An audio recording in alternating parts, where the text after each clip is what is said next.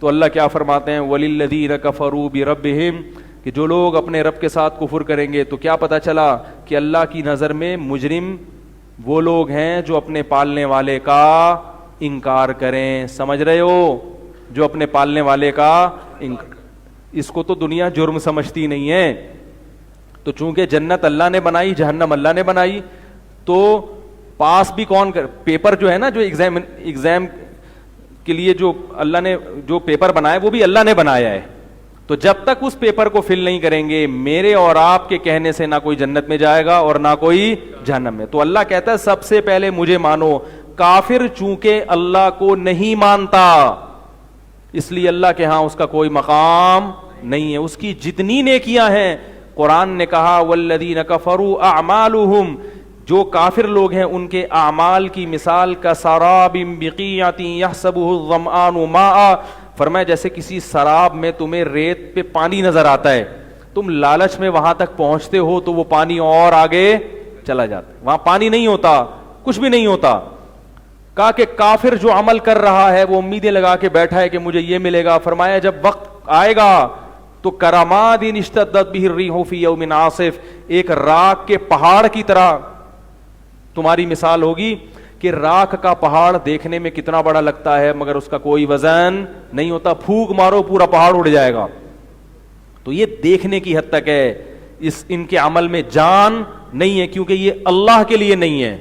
کس کے لیے نہیں ہے؟ یہ اللہ کے لیے, جس نے کائنات کو بنایا اسی کو نہیں پوچھ رہے, جو تمہیں صبح شام نعمتیں دیتا ہے. اب دیکھو قرآن میں اللہ نے کائنات میں غور کرنے کا حکم دیا, سائنسدان بھی غور کرتے ہیں, مگر اللہ کہتے ہیں غور کر کے خالق تک پہنچو, یہ مخلوق میں ہی الجھے رہتے ہیں. اس کا یہ مطلب نہیں کہ سائنسدان جو کائنات میں غور کرتے ہیں غلط کرتے ہیں. میں یہ کہہ رہا ہوں کہ اتنا کافی نہیں ہے, کائنات میں غور بھی کریں, لوگوں کی خدمت بھی کریں, لیکن خالق تک پہنچنے کی کوشش بھی تو کرو. آپ کس نے بنایا, کیوں بنایا, ان دو سوالوں کا جواب تلاش کرو. آپ وہ ہم سے کیا چاہتا ہے, اس پر کوئی بحث ہی نہیں ہے کہ وہ ہم سے کیا چاہتا ہے. وہ کہتے ہیں چھوڑو یہ مولویوں کا کام ہے, یہ مذہبی لوگوں کا کام ہے. تو یہ اللہ کے جو پیغمبر دنیا میں آئے, سفیر آئے, انہوں نے تو یہی ہمیں بتایا, بھئی اس کائنات میں غور بھی کرو اور خالق تک پہنچنے کی کوشش بھی کرو. میں ڈاکومنٹریز دیکھتا ہوں بسا اوقات یوٹیوب پہ نا, مختلف قسم کی سائنسدانوں کی جو ڈاکومنٹریز ہیں, بڑی عجیب عجیب ڈاکومنٹری ہیں. یعنی جانوروں کے بارے میں آپ تحقیق کرو گے آپ حیران ہو جاؤ گے. سمندر کی گہرائی میں ایسے ایسے جانور پیدا کیے ہیں جہاں اندھیرا ہے مگر اللہ نے وہاں بھی زندگی پیدا کی ہے. اب گورے جو ڈاکومنٹری بناتے ہیں اس میں کیا ہوگا, ایسی ایسی کائنات کے رازوں سے پردہ فاش کریں گے کہ انسانی عقل حیران کی, یار خدا نے کیا کیا بنایا ہے. سورہ یاسین میں جو اللہ نے کہا نا وَهُوَ بِكُلِّ خَلْقٍ عَلِيمٌ, وہ ہر طرح سے پیدا کرنا جانتا ہے. تو ہمارا ان انگریزوں کی بنائی ہوئی ڈاکومنٹری کو دیکھ کر ہمارا ایمان بڑھتا ہے, بے اختیار منہ سے سبحان اللہ نکلتا ہے, کیا کیا بنایا اللہ تعالیٰ نے. مگر گورے جب یہ ڈاکومنٹری بناتے ہیں تو اس پر کوئی بحث, ان کے منہ سے سبحان اللہ نہیں نکلتا ایک دفعہ بھی.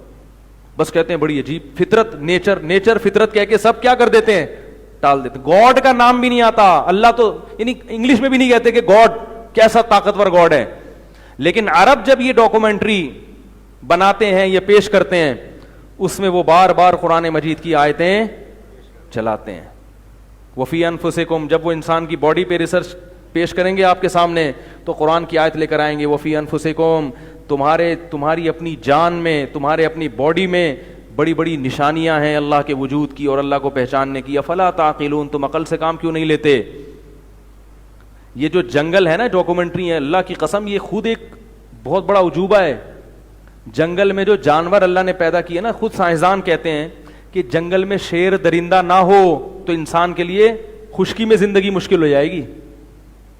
کوئی چیز اللہ نے بیکار پیدا نہیں کی ہے. یہ خود اس کی علامت ہے کہ یہ کائنات ایک نظام کے تحت چل رہی ہے, یہ اندھی نہیں چل رہی, کوئی چلانے والا ہے. بڑی سوچ سمجھ کے بنایا اس نے ایک ایک چیز کو. 3 حصے اللہ نے پانی رکھ دیا, 1 حصہ خشکی.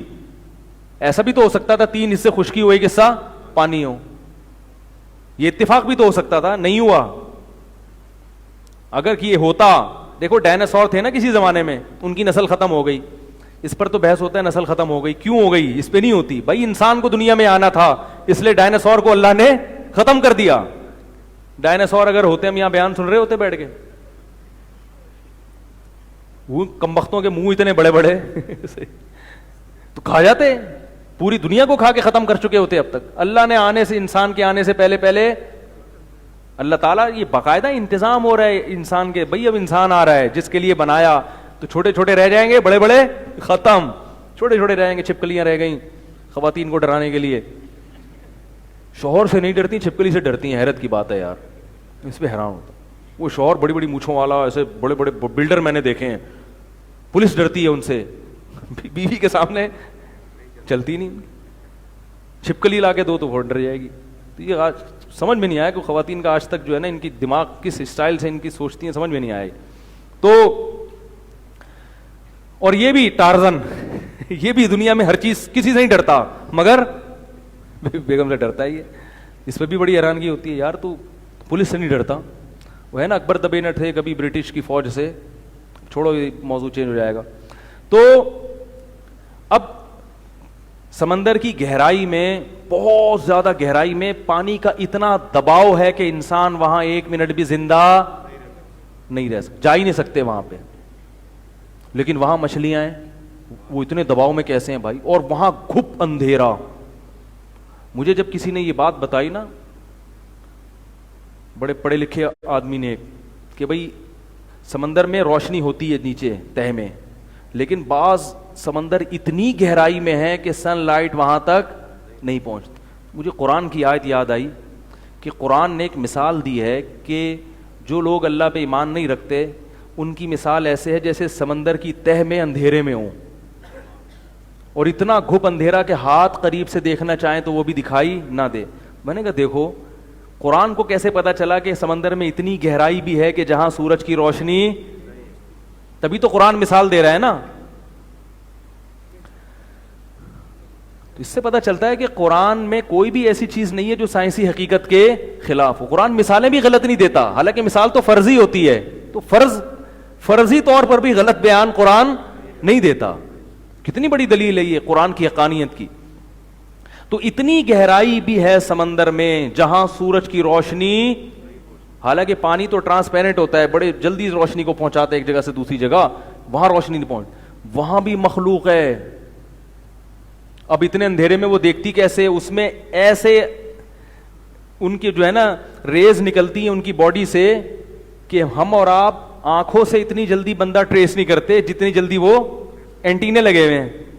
یہ اینٹینا تو اب سائنسدانوں نے ایجاد کیا ہے، ریڈار وغیرہ، جس سے جہاز کا پتہ چلتا ہے کتنی محنت کے بعد. تو کیا مچھلی نے اینٹینا خود لگا لیا اپنے؟ اس کو بھی تو کوئی بنایا ہوگا کسی نے، کہ اتنے گہرائی میں اتنے دباؤ میں آنکھیں کام نہیں کریں گی اس کی، اس کو ایسے اینٹینے لگا دو کہ کوئی بھی اس کے قریب جائے تو اس کو فوراً، وہ اتنی اسپیڈ میں سفر کرتی ہے ادھر ادھر ادھر سے ادھر. سائنسدان اس کے بارے میں پوری طرح نہیں جانتے. کیوں؟ اس لیے کہ اس کے ایسے حساس اینٹینے ہیں کہ سائنسدان کوئی بھی مشین جب وہاں تک بھیجتے ہیں تو مچھلی غائب، مچھلی کو پتہ چل جاتا ہے. عام مچھلیاں تو دیکھتی ہیں نا، تو پچھلی طرف سے حملہ کرو تو وہ پیچھے مڑ کے دیکھنے میں ٹائم لگے گا اس کو. یہ مچھلی کیا ہے؟ اینٹینوں کی مدد سے ٹریس کر رہی ہے دائیں بائیں کوئی ہے تو نہیں. اپنا شکار بھی اسی طرح پکڑتی ہے،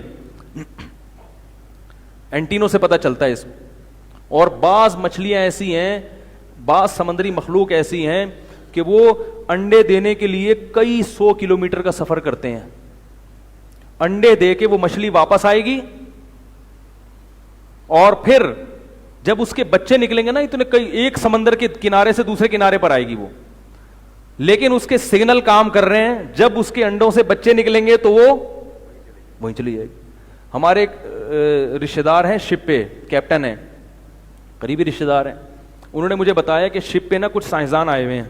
ابھی تو وہ آج کل کم ہی جا رہے ہیں، جب وہ شپ پہ بہت زیادہ ہوتے تھے. انہوں نے مجھے خود بتایا کہ ہمارے شپ پہ کچھ سائنسدان آئے ہوئے ہیں. میں نے کہا کیا کرنے آئے ہوئے ہیں؟ انہوں نے کہا کہ وہ کچھوا ہے یا کوئی مخلوق ہے ایسی مچھلی، اس کے ریڈار لگا رہے ہیں یا کوئی کیمرہ لگا رہے ہیں. میں نے کہا کیوں؟ کہہ رہے ہیں یار وہ سینکڑوں کلومیٹر کا فاصلہ طے کرتی ہے، راستہ نہیں بھولتی. سمندر میں جا کے تو اچھا والا ذہین آدمی اندھا ہو جاتا ہے بھائی. میں اکثر بتاتا ہوں نا, سمندر میں تھوڑی دیر آگے جاؤ پھر نہیں پتا پاکستان کدھر ہے جاپان کدھر ہے, کچھ نہیں پتا چلتا. تبھی تو یہ ایجنٹ لوگ بیوقوف بناتے ہیں نا. وہ بتاتا تو رہتا ہوں وہ واقعہ, وہ ایک آدمی کو عمان جانا تھا نا, ایجنٹ کو پیسے کھلائے, وہ لانچ میں لے گیا, گھما گھما کے گوادر پہ اتار دیا. اب تو گوادر بن گیا, پہلے نہیں بنا ہوا تھا, ریگستان تھا. اب وہ پریشان, اس کو بولا یہیں عمان ہے, آگے جا بس نکل لے خود. تو وہ گھوم رہا ہے, اس کو ایک بندہ ملا وہاں پہ, کہہ رہا ہے یار عمان کدھر ہے؟ اس نے کہا پتہ نہیں, میں تو خود قطر میں گھوم رہا ہوں. کہہ رہا ہے پتہ نہیں عمان کدھر ہے, میں خود کہاں گھوم رہا ہوں؟ قطر میں گھوم رہا ہوں میں تو سمندر میں جا کے کسی کو بھی بیوقوف بنا کے کہیں بھی لے جاؤ, وہ سمجھے گا میں امریکہ میں, وہیں گھماتے رہو گھماتے رہو, اندھا ہو جاتا ہے. لیکن وہ مچھلی ہے یا کچھوا ہے یا کیا مخلوق ہے, سائنسدان حیران تھے یہ کمبخت اتنے سینکڑوں کلومیٹر کا فاصلہ سمندر کے اندر کیسے طے کرتا ہے اور ٹھیک ادھر ہی پہنچتا ہے جہاں انڈے دے کے آیا ہے یہ. تو یہ ریڈار کی مدد سے اس کو اللہ نے ایسی ریز لگائی ہوئی ہیں کہ یہ اس کا رابطہ رہتا ہے اپنے بچوں سے, تو وہ ریز کیچ کرنا چاہ رہے ہیں تاکہ وہ ہم دیکھیں وہ کون سی ہیں, ہم بھی وہ پھر آلات میں لگائیں. یہ جو سائنسدانوں کی ایجادات ہیں نا 99% یہ پہلے سے اللہ نے پیدا کی ہوئی ہیں. سائنس نے ایجاد نہیں کیا, پہلے سے ایک چیز موجود تھی, اس کو پکڑ کے گرفتار کیا ہے. یہ جو آج لوگ کہتے ہیں نا کہ ہم موبائل فون پہ یہاں سے بات کرتے ہیں اور 1 منٹ میں امریکہ سے ہمارا رابطہ ہو جاتا ہے اور ہماری کال یہاں سے اڑ کے وہاں, کیا سائنس کی ترقی ہے. اللہ کے بندو, یہ سائنسدان نے ایجاد نہیں کی, یہ لہریں پہلے سے اس کائنات میں موجود ہیں. سائنسدانوں کو پتا ہے, پتا چل گیا کہ یار ایسی لہریں ہیں جو سیکنڈوں میں یہاں سے امریکہ پہنچتی ہیں. ان لہروں, اس گھوڑے کو پکڑو. سمجھ میں آ رہی ہے بات؟ گھوڑا تو پہلے سے موجود ہے, اس کو سدھارو. جیسے گھوڑا پہلے سے موجود ہے نا تیز رفتار, آپ کو پتا ہے یار یہ مجھے 2 گھنٹے میں یہاں سے وہاں پہنچا دے گا, تو اب گھوڑے کو کسی ٹیکنیکل طریقے سے قابو میں کرو, لگام دو اور اس کی پشت پہ بیٹھ کے جہاں چاہے پہنچ جاؤ. تو انہی لہروں کو سائنسدانوں نے قابو کیا کہ یار یہ تو گھوم رہی ہیں ہواؤں میں, ان لہروں کو کس طرح ہم قابو کریں اور کس طرح اپنی مرضی کا کام لیں. تو اس لہروں کے, ان ریس کے گھوڑوں کو سائنسدانوں نے لگام دی اور بولا کہ بھائی تو نے جانا تو ہے امریکہ, تو میری آواز کو اپنی پشت پہ سوار کر کے یہاں سے وہاں پہنچا دیں. تو یہ اللہ کی پیدا کردہ لہریں ہیں جو 1 سیکنڈ میں میرے اس بیان کو پوری دنیا میں اسی وقت پہنچا رہی ہیں. تو سائنسدان موجد نہیں ہوتے, ایجاد کرنے والے نہیں ہوتے, مطلع ہونے والے ہوتے ہیں. ایک چیز پہلے سے ہے, آپ کو مل گئی, وہ نظر آ گئی. 99% چیزیں ایسی ہیں. اور یہ بھی کہ سائنسدان چلے تھے کچھ اور تلاش کرنے, مل گیا کچھ اور.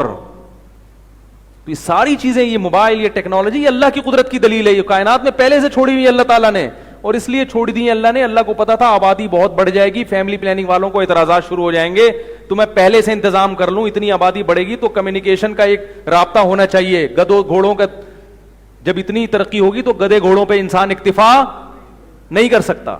دیکھو 100 سال پہلے, 200 سال پہلے مالتھس تھا ایک یہودی, اس نے یہ نظریہ پیش کیا تھا بچے جس سپیڈ سے پیدا ہو رہے ہیں نا تو رزق ختم ہو جائے گا. اس کمبخت کو یہ پتا نہیں تھا کہ بچے تو پیدا ہو رہے ہیں لیکن زمین میں ابھی وسائل بھی, ابھی گیس اور پیٹرول کے ذخائر بھی دریافت ہونے والے ہیں. وہ سمجھ رہا تھا کہ لکڑیاں جلا جلا کے کہاں اتنے بچوں کو کھانا کھلائیں گے بھائی,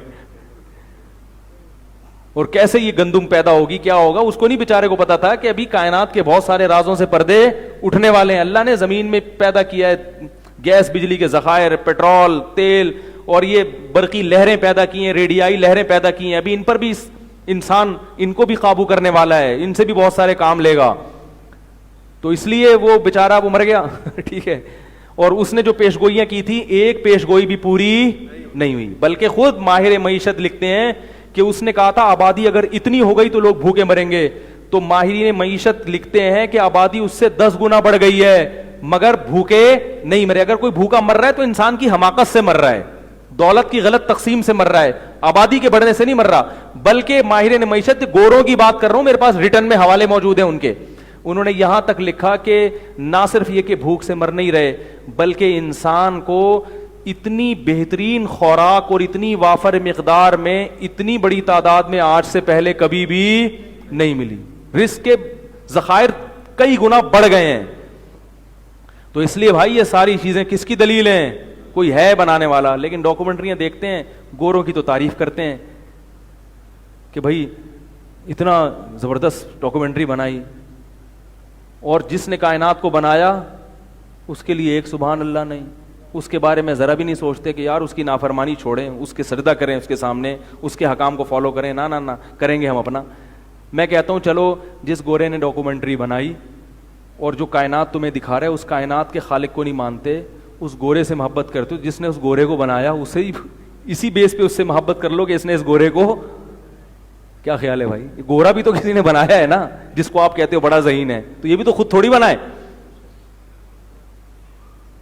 تو اور اس کو گورا بنایا, کالا بھی بنا سکتا تھا اس کو. یہ میں ان لوگوں کے لیے جو گوروں سے بہت محبت کرتے ہیں ان کے لیے خصوصی پیکج میں لے کر آیا ہوں کہ گوروں سے میں نہیں کہہ رہا کہ نفرت کرو, لیکن جس نے گورے کو بنایا اس بنانے والے سے پہلے محبت کرو. گورا بعد میں ہے, جو خالق ہے گورے کا وہ پہلے ہے. سمجھ رہے ہو؟ تو اللہ تعالی ہم سب کو عمل کی توفیق عطا فرمائے. اور اگر ان باتوں پر عمل نہیں کرتے میرے بھائی, تو قرآن کہہ رہا ہے, میں نہیں کہہ رہا, ٹھکانہ بہت برا ہے, وہ جہنم کی آگ ہے. اللہ ہم سب کو اس آگ سے محفوظ فرمائے.